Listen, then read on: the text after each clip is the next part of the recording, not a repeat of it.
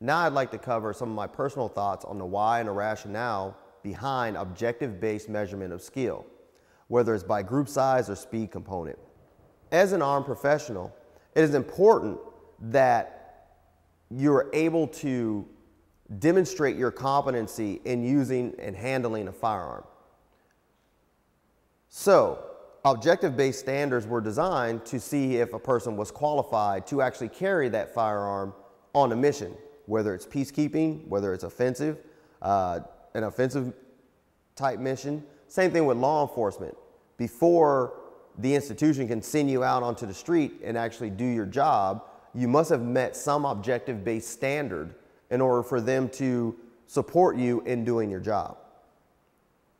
Why group size and the speed component? My personal opinion, it could be because of our limits, right? What we believe our limits are. So if you can imagine hitting a 1-inch group at 5 yards, some would say if you were standing at 10 yards, then you could hope to get a 2 or 3-inch group. Well, for an armed professional that's able to train, that has the resources, that has the time, that's actually directed to train a certain way and at certain periods of times, that skill may be viable for them. That objective standard will have to still be in place regardless, because there needs to be some way that the institution can protect itself from liability. We can't just send people out on the street and then support that without knowing and having some standard that they've met in order to prove that they are able to handle that firearm the safest way possible. The speed component. As we look at speed, how long it takes for you to respond to a threat. And that can be determined, that is solely determined on the speed of the threat. But the faster, it seems that the faster you can employ your firearm, then the safer you will be and those around you.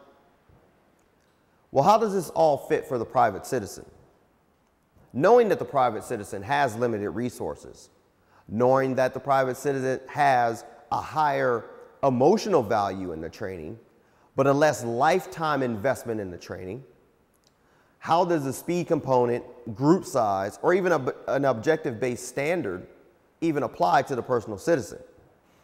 Their abilities, such as their size, their strengths, their lack of coordination or coordination, their comfort with the firearm, the comfort with a coach screaming at them, the comfort with hearing the loud noise come out of the firearm, their comfort with recoil management. All these are going to play in a factor as to how fast they can employ the firearm or their group size. At the end of the day, if we go back to the mission of the private citizen, which is personal defense, having an objective standard is only good enough for the day that they accomplish the objective standard. By that I mean, if you have a test that says you have to shoot a certain amount of rounds in a certain amount of time at a determined distance, well, if you accomplish that day, the next day when you come into a situation where you may have to defend yourself or your family, all that time that you spent practicing for that objective standard and what you accomplish in that objective standard may go out the window. Due to the environment, if it's raining, now your clothes are wet, your hands may be wet. If you're carrying something in your hand, if your child is clinging on to you, there is no way to create an objective standard that will apply to these various situations. So for the private citizen, it's important that they get customized training for their situation and understanding that their competency is a subjective and individual trait. They're only going to be as good as they can be that day on the range. And when they get in the real world, they're only going to be as good as they can be that day. Some instructors may say you should train the person for them to be the best shooter they can be on that day.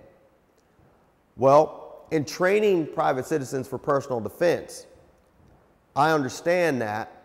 I either have 2 hours, anywhere from 2 hours to 16 hours, to give them the best I can so they can employ, if they need to employ that skill right after they take that course, then they can. And they're only going to be as good as I can get them in that time based off their abilities. At the end of the day, the private citizen can only hope to responsibly use their ability to respond appropriately to the given situation. Time, speed is irrelevant as an objective standard in the street.